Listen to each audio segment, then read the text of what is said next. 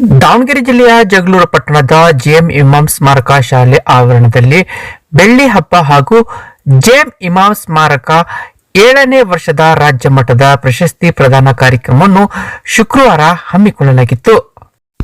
ಇದೇ ವೇಳೆ ಸಿರಿಗೆರೆಯ ತರಳಬಾಳು ಜಗದ್ಗುರು ಡಾಕ್ಟರ್ ಶಿವಮೂರ್ತಿ ಶಿವಾಚಾರ್ಯ ಸ್ವಾಮೀಜಿಯವರು ದೀಪ ಬೆಳಗಿಸುವ ಮೂಲಕ ಕಾರ್ಯಕ್ರಮದ ಉದ್ಘಾಟನೆಯನ್ನು ನೆರವೇರಿಸಿದರು. ಬಳಿಕ ಮಾತನಾಡಿದ ಅವರು, ಈ ಭಾಗದಲ್ಲಿ ಇಮಾಂ ಸಾಹೇಬರ ಸೇವೆ ಅವಿಸ್ಮರಣೀಯ. ಇಮಾಂ ಸಾಹೇಬರಿಗೂ ಸಿರಿಗೆರೆ ಶ್ರೀಗಳಿಗೂ ಅವಿಭಾವ ಸಂಬಂಧವಿತ್ತು. ಅವರಿಬ್ಬರ ಕಾರ್ಯದ ಮುಂದುವರೆದ ಭಾಗವೇ 57 ಕೆರೆ ತುಂಬಿಸುವ ಯಥಾ ನೀರಾವರಿ ಯೋಜನೆಯಾಗಿದೆ. ಇಮಾಂ ಸಾಹೇಬರ ವ್ಯಕ್ತಿತ್ವ ರೂಢಿಸಿಕೊಂಡು ಉತ್ತಮವಾಗಿ ಬೆಳೆಯಿರಿ ಎಂದರು.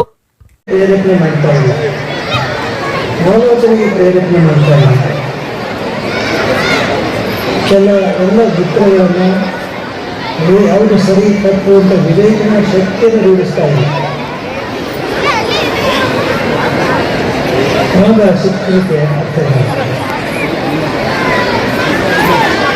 ಶಿಕ್ಷಣ ಯಾವುದು ಶಿಕ್ಷಣ ನಿಜವಾದ ಶಿಕ್ಷಣ ಅಂದರೆ ಯಾವುದು ಸರಿ ತಪ್ಪು ಅನ್ನೋ ವಿವೇಚನೆ ಮಾಡ್ತಕ್ಕಂಥ ವಿಚಿಕಿತ್ಸಕ ಬುದ್ಧಿ ಅದನ್ನು ಪಡೆದಾಗ ಮಾತ್ರ ನೀವು ಪ್ರಬುದ್ಧ ವ್ಯಕ್ತಿಗಳಾಗಲಿ ಸಾಧ್ಯ.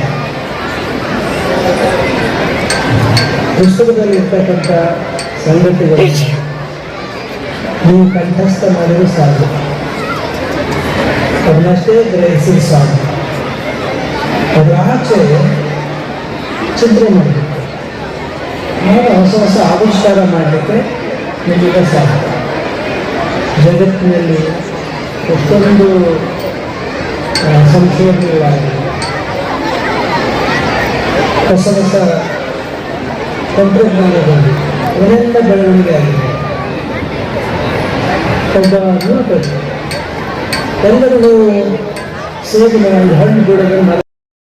ಇನ್ನು ಇದೇ ವೇಳೆ ಇಮಾಂ ರಾಜ್ಯ ಮಟ್ಟ ಪ್ರಶಸ್ತಿ ಮಾಜಿ ಶಾಸಕ YSV ದತ್ತ ಅವರು ಸ್ವೀಕರಿಸಿ ನಂತರ ಕಾರ್ಯಕ್ರಮ ಉದ್ದೇಶಿಸಿ ಮಾತನಾಡಿದ ಅವರು, ನಾಡಿನಲ್ಲಿ ಇಮ್ಮಣ್ಣ ಅವರ ವ್ಯಕ್ತಿತ್ವ, ರಾಜಪ್ರಭುತ್ವ, ಪ್ರಜಾಪ್ರಭುತ್ವ ಎರಡರ ಒಳಗಣ್ಣನ್ನು ಕಂಡಂತಹ ನಾಲ್ವಡಿ ಕೃಷ್ಣರಾಜ ಒಡೆಯರ್ ಅವರ ಆಳ್ವಿಕೆಯಲ್ಲಿ ವಿವಿಧ ಇಲಾಖೆಗಳ ಮಂತ್ರಿಯಾಗಿದ್ದ ಅವರು ಅಪಾರ ವಿದ್ವತ್ತು ಹೊಂದಿದ್ದಾಗಿದೆ.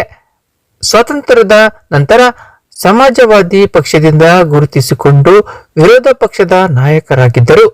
ಕೆಂಗಲ್ ಹನುಮಂತಯ್ಯ ಅವರು ವಿರೋಧ ಪಕ್ಷದ ನಾಯಕ ಇಮಾಂ ಸಾಹೇಬರ ವಿಶ್ವಾಸ ಗಳಿಸಿ ವಿಧಾನಸೌಧದ ಕಟ್ಟಡದ ಮೇಲೆ ಸರ್ಕಾರದ ಕೆಲಸ ದೇವರ ಕೆಲಸ ಎಂದು ಲಿಖಿತವಾಯಿತು.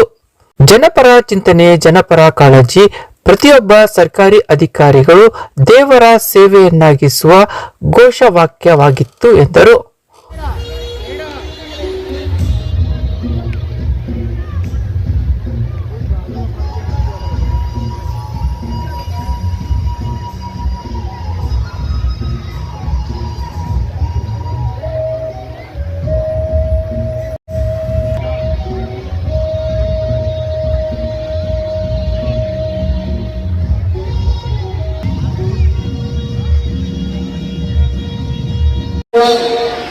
ಅದೊಂದು ಭವ್ಯ ದಿವ್ಯ ವ್ಯಕ್ತಿತ್ವ.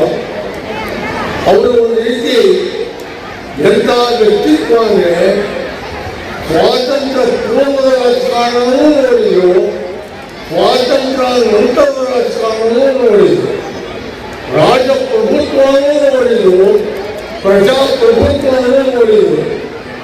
ಎರಡನ್ನೂ ಕೂಡ ಅದು ಒಳಗಿದ್ದು ಅದರ ಹೊರಗಿದ್ದು ಅನುಭವದಿಂದ ತಮ್ಮ ನೇರವಾದ ಭಾಗವಹಿಸುವಿಕೆಯಿಂದ ಹೊರವರ್ಗದ ಬರುವಂಥವರು ಇಮಾಮಯ್ಯ ಅವರು.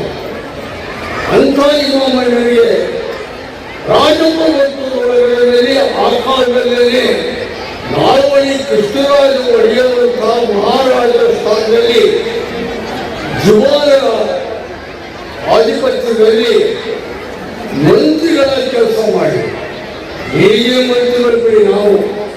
ಆದರೆ ಆ ಕಾಲದಲ್ಲಿ ನಾಲ್ವಡಿ ಕೃಷ್ಣರಾಜ ಒಡೆಯರವರ ಸಾನ್ನಿಧ್ಯದಲ್ಲಿ ರಾಜ ಪ್ರಭುತ್ವದಲ್ಲಿ ಅವರು ಲೋಕೋದ್ಯೋಗಿ ಮಂತ್ರಿ, ನೀರಾವರಿ ಮಂತ್ರಿ, ಗೃಹ ಮಂತ್ರಿ ಕೆಲಸ ಮಾಡಿದರು.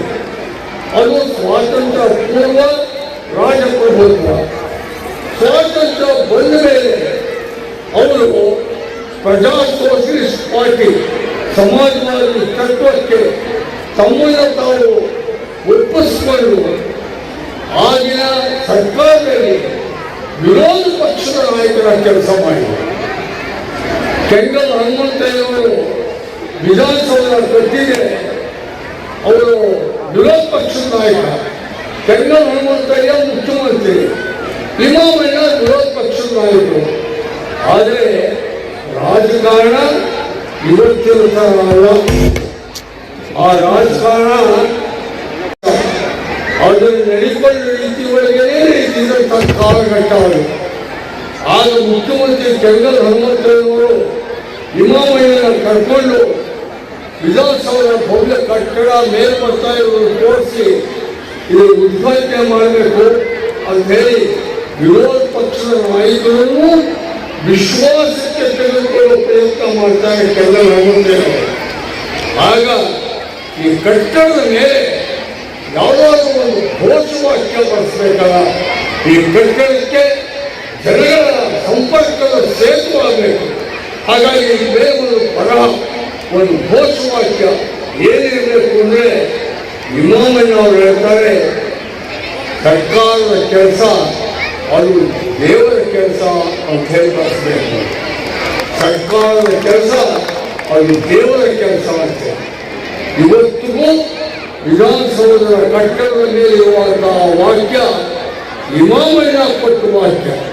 ಒಂದು ವೇಳೆ ಇಮಾಮಯ್ಯನವರ ಜನಪರ ಚಿಂತನೆ, ಜನಪರ ಕಾಳಜಿ ಎಂಥದ್ದಾಗಿತ್ತು ಅಂದರೆ, ಸರ್ಕಾರಿ ನೌಕರಾಗಿರಲಿ, ಜನಪ್ರತಿನಿಧಿಯಾಗಿರಲಿ, ತಾನು ಮಾಡುವ ಕರ್ತವ್ಯನ ದೇವರ ಸೇವೆ ಅಂತ ಮಾಡಬೇಕು ಅನ್ನುವಂಥ ವಾಕ್ಯವನ್ನು ಕೊಟ್ಟು ಇಂಥ ಇಮಾಮಯ್ಯನವರ ಪ್ರಶಸ್ತಿನ ಇವತ್ತು ನನಗೆ ಕೊಡ್ತಿದ್ದಾರೆ.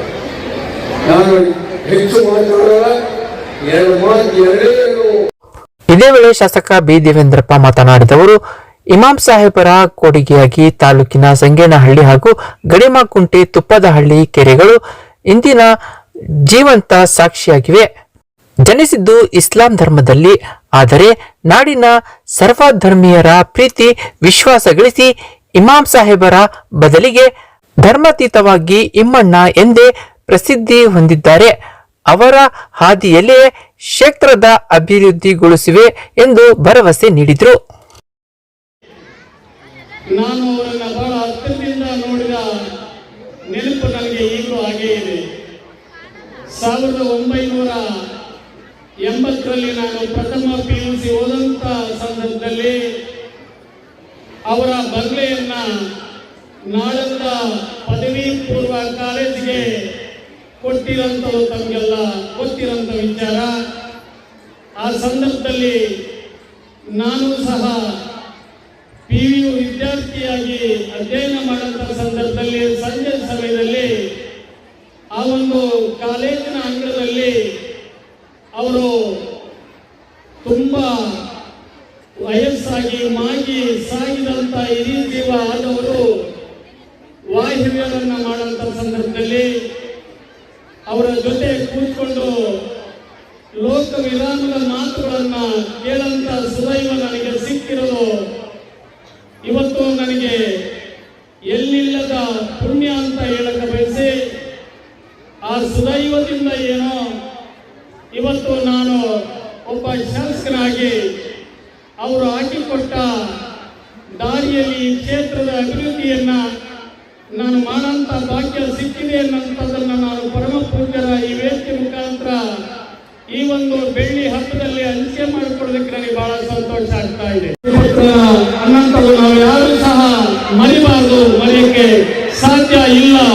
ಇವತ್ತು ಸಹ ಅವರು ಕೇವಲ ಜನ್ಮ ಕೊಟ್ಟವರು ಅವ್ರ ಕುಟುಂಬಕ್ಕೆ ಅವರಿಗೆ ಮಕ್ಕಳಾದ್ರೆ ಅವರು ದೂರದೃಷ್ಟಿಯಿಂದ ಜನಪರ ಕಾಳಜಿಯನ್ನು ಇಟ್ಕೊಂಡು ಮಾಡಿರುವಂತಹ ಕೆಲಸಗಳು ಇವತ್ತು ಇಡೀ ಕೇವಲ ಈ ವಿಧಾನಸಭಾ ಕ್ಷೇತ್ರಕ್ಕೆ ಅಲ್ಲ, ಕರ್ನಾಟಕ ರಾಜ್ಯ ಮತ್ತು ದೇಶಕ್ಕೆ ಹೆಸರು ತರಂತ ಮಾದರಿ ಅವರೊಬ್ಬ ಮೈಸೂರು ಅರಸರ ಕಾಲದಲ್ಲಿ ದಿವಾನರಾಗಿ, ವಿರೋಧ ಪಕ್ಷದ ನಾಯಕರಾಗಿ, ಲೋಕಸಭಾ ಸದಸ್ಯರಾಗಿ 10 ಹಲವು ಒಂದು ಕಾರ್ಯಗಳನ್ನು ನಿಭಾಯಿಸುವಂತಹ ಕೀರ್ತಿ ನಾವೇನು ಜಾತಿಯಲ್ಲಿ ಇಮಾಮ್ ಸಾಹೇಬರಾದ್ರೆ ಆದ್ರೂ ಅವರೆಲ್ಲರೂ ಸರ್ವ ಧರ್ಮವನ್ನ ಪ್ರೀತಿಸ್ತಾ ಇದ್ರು, ಸರ್ವ ಧರ್ಮದ ಜನಗಳನ್ನ ಪ್ರೀತಿಸಿದ್ರು ಅನ್ನೋದಕ್ಕೆ ಇಮಾಮ್ ಸಾಹೇಬರು ಹೋಗಿ ಇಮ್ಮಣ್ಣ ಅಂತ ಹೆಸರು ಇರೋದ್ರಿಂದ ಇದು ಹೆಸರು ಎಲ್ಲರಿಗೆ ದಿಗ್ಭ್ರಮೆ ಆಗ್ತದೆ.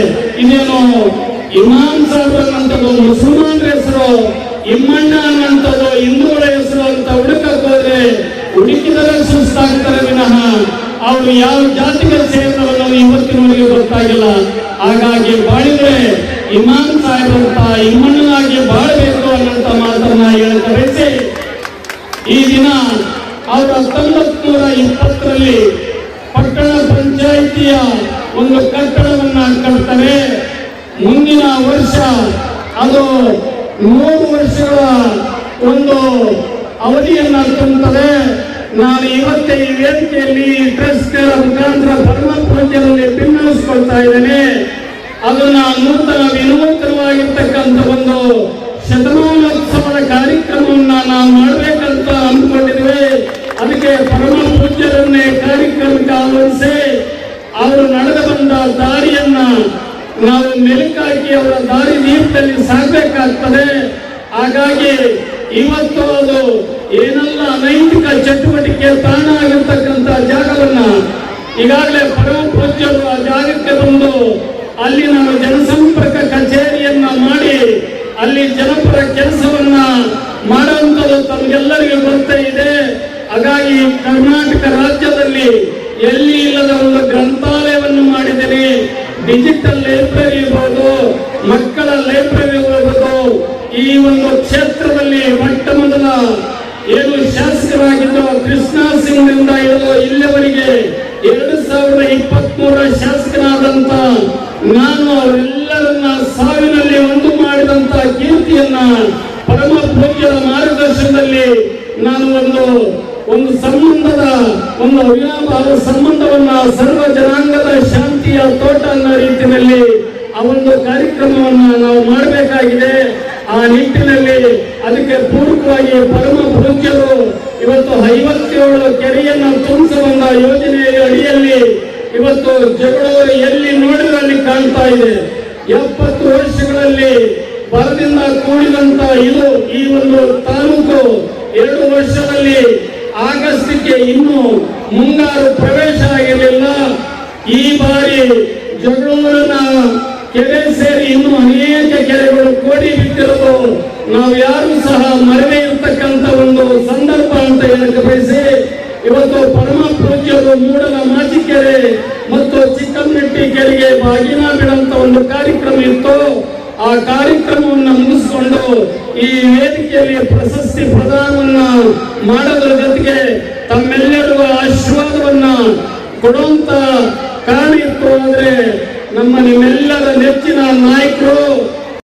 ಈ ಸಂದರ್ಭದಲ್ಲಿ ಜೇಮ್ ಇಮಾಮ್ ಟ್ರಸ್ಟ್ನ ಗೌರವಾಧ್ಯಕ್ಷ ಹಾಜಿ ಜೆ.ಕೆ. ಹುಸೇನ್ ಮಿಯಾ ಸಾಬ್, ಮಾಜಿ ಶಾಸಕ ಎಚ್.ಪಿ. ರಾಜೇಶ್, ಹಿರಿಯ ಪತ್ರಕರ್ತ ಚಳ್ಳಕೆರೆ ಏರೇಸ್ವಾಮಿ, ಬೆಂಗಳೂರು ವಿಶ್ವವಿದ್ಯಾನಿಲಯದ ಸಿಂಡಿಕೇಟ್ ಸದಸ್ಯೆ ಇಮಾಮ್ ಸಾಹೇಬರ ಮೊಮ್ಮಗಳು ಚಮನ್ ಬಿ ಫರ್ಜಾನಾ, ಪಿಂಜಾರ್ ಸಂಘದ ರಾಜ್ಯಾಧ್ಯಕ್ಷ ಖಲೀಲ್ ಸಾಬ್, ಇಮಾಮ್ ಶಾಲೆಯ ಮುಖ್ಯ ಶಿಕ್ಷಕ ಶಂಕರ್, ಮುನ್ನಾ, ಹಲೀಮಾ ಬಿ, ಸಾಹಿತಿಗಳಾದ ಎನ್.ಟಿ. ಏರೇಸ್ವಾಮಿ, ಪ್ರಾಂಶುಪಾಲರಾದ ದಾದಾ ಪೀರ್ ನವಿಲೇಹಾಳ್, ಯಾದವ್ ರೆಡ್ಡಿ, ಕಸಾಪ ಪದಾಧಿಕಾರಿಗಳು, ಪೋಷಕರು, ಶಾಲೆಯ ಶಿಕ್ಷಕರು, ವಿದ್ಯಾರ್ಥಿಗಳು ಮತ್ತಿತರರಿದ್ದರು.